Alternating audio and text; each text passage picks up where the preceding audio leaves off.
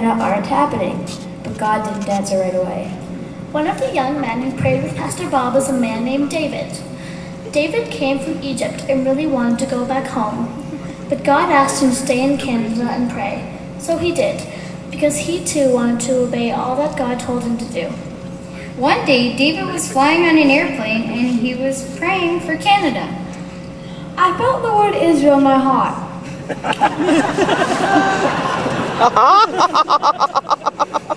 Then, something really weird happened. I thought that I should pray. I started moaning and groaning. I couldn't stop it. It was so embarrassing. No matter what I did, I couldn't stop it. Then he heard God say, "Blow the trumpet, blow the shofar. Blow the trumpet, blow the shofar." What do you mean, God? What am I supposed to say? But God didn't answer. A whole year passed, and one day David was getting ready to go on a trip again. That night, his wife Ruth, who was going to have a baby, said, "David, I think there's something wrong with the baby." Don't worry, Ruth. Everything will be okay. "No, David, God told me because of your trip, the enemy wants to hurt the baby." The next day, Ruth went to the hospital to have a checkup. Right away, the doctor said there was something wrong and that he had to deliver the baby right away. When the baby came out, he wasn't breathing. The doctors rushed to help him while David prayed. But God, you told me I'd have a son. Please help us. Do you know what happened then? Suddenly, the baby started to breathe and gave a loud cry.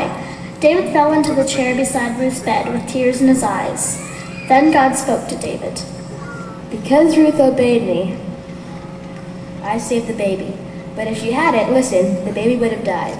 This is a picture for you, David. Whatever I tell you from now on is a matter of life and death. David didn't really want to go on his trip anymore, but Ruth said, "You have to go because otherwise the enemy would have won in trying to stop you from coming." So he went, and when he was there, God spoke to him and said, "David, you have been asking me why the promises for Canada aren't happening. I'm going to tell you. It's because Canadians have done many cruel things to the Jewish people.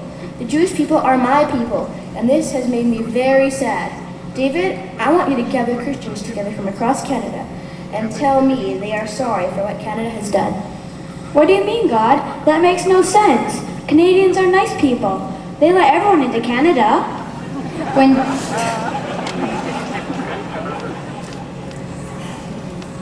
When David got home, he told his friends what God had said.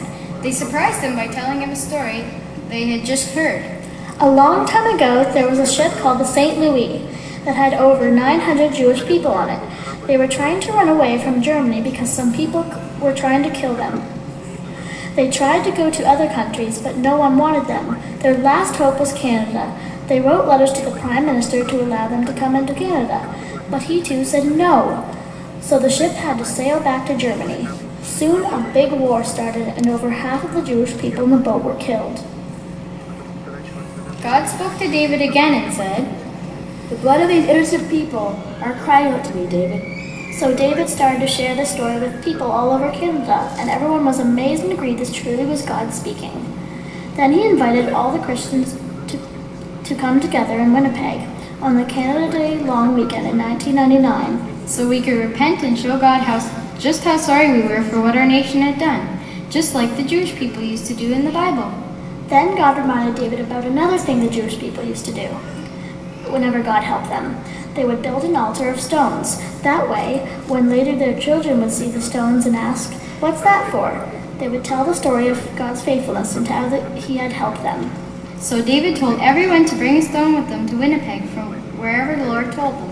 And now he had done everything God asked, but he still felt a little bit worried. What if they don't come to Winnipeg?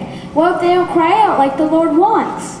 And that's when God spoke something very important to his heart.